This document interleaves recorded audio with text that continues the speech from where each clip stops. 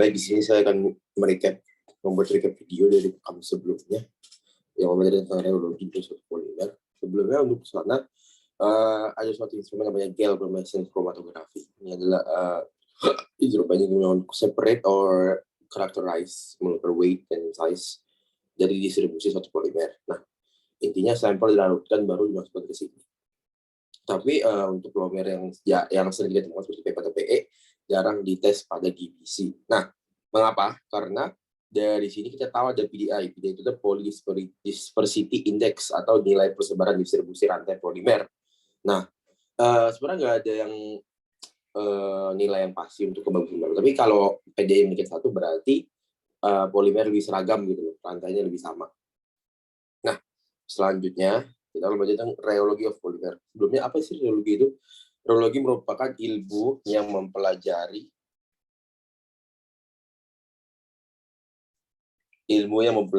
tentang aliran fluida suatu material. Nah, berarti untuk kesini kita harus tahu fluida itu mengalir dari apa nih? Nah, pengaruhnya adalah viskositas. Viskositas adalah kemampuan material untuk resist to flow gitu, atau seberapa banyak pressure yang bisa kita bikin sehingga material bisa mengalir. Nah, makanya kita bisa beranggapan bahwa semakin viskos dari suatu fluida, maka semakin susah bergerak.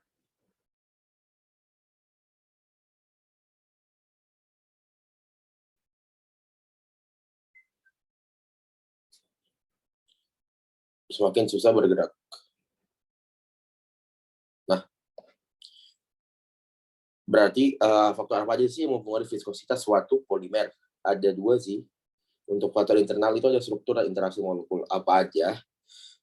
Sebenarnya kalau struktur molekul seperti makin banyak cabangnya semakin berat dari semakin molekul polimer, makanya viskositas semakin menaik. Nah, tapi bisa juga kalau semakin intensitas semakin tinggi, maka free volume makin kurun dan viskositas semakin naik. Tapi ini belum tentu pasti, soalnya kerapatan itu merupakan satu hal yang belum bisa dimengerti lah kepastiannya. Nah, tadi udah struktur molekul, sekarang ke interaksi molekul nih. Coba kita punya dua molekul, ada H2O sama C2H4 etena. Nah, kita tahu viskositas air lebih tinggi pada C2H4, tapi berat molekulnya lebih tinggi C2H4 pada H2O. Nah, dulu kita tahu bahwa berat molekul mempengaruhi viskositas. Semakin tinggi berat molekul, maka semakin viskos. Nah, ini dikarenakan karena interaksi antar molekul pada H2O ada komponen bonding, hidrogen bonding. Semakin berdekatan, semakin dense, sehingga semakin viskus. Berarti tidak tergantung secara struktur doang. Berarti adanya interaksi antar molekul. Pada air, dia ada interaksi molekul namanya komponen bonding dan hidrogen bonding. Nah, semakin berdekatan, semakin padat, dan semakin viskus. Nah, itu faktor internal. Untuk faktor eksternal yang mengurangi viskus polimer ada 2, ada suhu. Jika suhu dinaikkan, energi makin material makin vibrasi sehingga viskus turun. Terus tekanan makin naik, interaksi molekul makin dekat karena ada tekanan dari luar ke dalam lingkungan sistem sehingga semakin viskus. Maka dari itu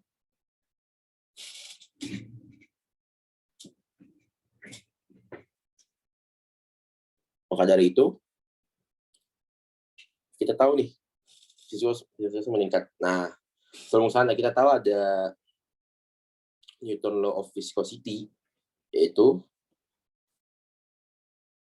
shear stress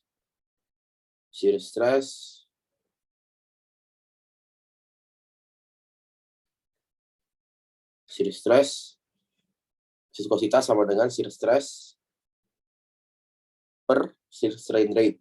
Nah, berarti lihat dari sini berarti berbanding lurus ya ininya. Ya, sehingga dari persamaan ini kita dapat nih satu perbandingan dari semua material nih. Ada yang solid, ada yang Bingham plastik, ada yang jilatan, ada yang Newtonian, ada yang plastik. Nah, dari ketiga, dari jilatan, dari Newtonian sama plastik itu mulai dari liquid. Nah, pada Newtonian, pada prinsip Newtonian, viskositas sudah akan menambah atau terkurang selama siratnya makin naik. Tapi ada beberapa material yang ketika memiliki sirat yang tinggi, dia mengalami pengurangan peningkatan. Yang peningkatan itu namanya jilatan, seperti tepung atau gimana. Kalau yang viskositas yang sudah plastik, kalau sudah plastik dia mengalami pengurangan saat dimiliki sirat yang tinggi. itu namanya polimer. Nah, kalau dari plastik dia awalnya solid, terus mengalami penurunan viskositas sesuai sirip teknologi. Nah, maka dari itu kita punya di bawah tidak semua fluida itu mempunyai viskos yang sama ketika memiliki sirat yang sama gitu. Contoh kita memiliki strain rate 5 rpm. Nah, seperti dalam mesin cuci, semakin rpm semakin naik, itu si strain-nya makin naik berarti, tapi tidak mempengaruhi ke viskositas air. Tapi ada beberapa material yang mengalami peningkatan viskositas dan penurunan viskositas. Nah, seperti pada PP mulai melting point di 110°C. Nah, berarti pemutusan rantai ketika material ada gosongnya atau hitam, sehingga material membutuhkan viskos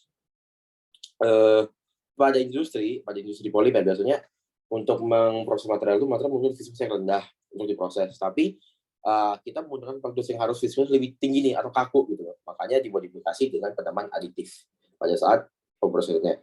Nah, suatu sudut plastik adalah polimer, semakin diaduk atau semakin di viskositas semakin tinggi, maka semakin turun viskosnya. Ini karena ada fenomena shear thinning, yaitu kecenderungan suatu fluida untuk menurunkan viskosnya pada saat sirat yang tinggi. Ada juga fenomena yang tidak terjadi dalam polimer, tapi namanya shear thickening, yaitu kecenderungan yang lebih tinggi, kecenderungan untuk mengalami peningkatan viskos pada saat sirat yang lebih tinggi. Nah, kenapa terjadi? Soalnya kenapa shear thinning bisa terjadi pada polimer? Karena kita tahu ada perilaku dua ya, ada secondary bonding, entanglement. Satu secondary bonding itu adalah ikatan van der Waals antar gugus atau antar rantai. Nah, kalau ikatannya terputus, makanya jika diberikan sirat yang tinggi, maka ikatan terputus. Kedua, kalau di entanglement, rantai yang kusut atau yang banyak, rantai yang menjauh karena sirat yang tinggi, terus mobilitasnya menurun, sehingga viskositasnya menurun. Nah, dari situ, kalau balik lagi ke struktur polimer nih, jika struktur polimer punya teratur, maka dia lebih diputuskan, makin turun. Tapi kalau struktur yang lebih acak, dia fungsinya lebih cenderung untuk ketemu, sehingga makin mencat lagi, sehingga viskositas makin tinggi. Nah, ini high molecular weight have tendency to kusut atau entanglement. Nah, sehingga material menjadi lebih viskos. Nah, ini adalah faktor PDA terhadap viskositas, bahwa bisa dilihat bahwa molekul kecil atau pendek itu cenderung untuk viskos yang lebih tinggi, lebih rendah, sedangkan molekul panjang itu memiliki viskos lebih tinggi. Ini karena semakin seragam distribusi, maka semakin sulit mengencer atau viskositas semakin tinggi. Nah, karena apa? Ternyata ini ada dua polimer, di mana PDA-nya 1,2 dan PDA 3 nih. Bisa dilihat bahwa yang biru itu seragam distribusinya, sehingga penurunan viskositasnya itu lebih landai ya. Tidak terlalu landai sehingga sulit mengencer. Tapi kalau yang ini, PDA 3 berarti seragamnya lebih tinggi nih. Tidak seragam lebih tinggi, hanya panjang, sehingga gradien atau penurunan dari si viskositasnya itu sangat tinggi ya. Nah, perbedaan bisa segini lihat.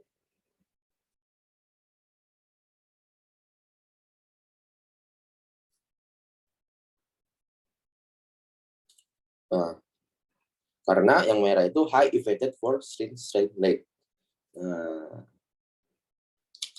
oke, selanjutnya ada salah satu indeks atau parameter yang untuk menghitung dari viskositas polimer, artinya net flow index atau net flow rate. Nah, ini mengukur viskositas polimer. Nah, intinya dia itu ada satu alat extruder atau injection molding, di mana ada PP kita lelehkan, jadi kita PPP, terus kita kasih beban sekitar 2,6 kg, terus ada pemanasan di sini, panasnya di sini, panas di sini, lelehannya di sini. Nah, ketika lelehannya pada di atas berarti jadi susu melting ya. Nah, berarti pas keluar kita ukur nih, berarti ini membutuhkan 10 gram per menit, berarti membutuhkan waktu 10 menit untuk mengalirkan 10 gram gitu loh. Atau enggak, kita punya bahwa 1 gram viskositasnya itu 1 gram per bitumen. Nah, itu berarti ini mempunyai viskositas yang tidak terlalu ini ya, lebih rendah, sangat rendah makanya. jika dibandingkan air atau yang mana gitu. Terima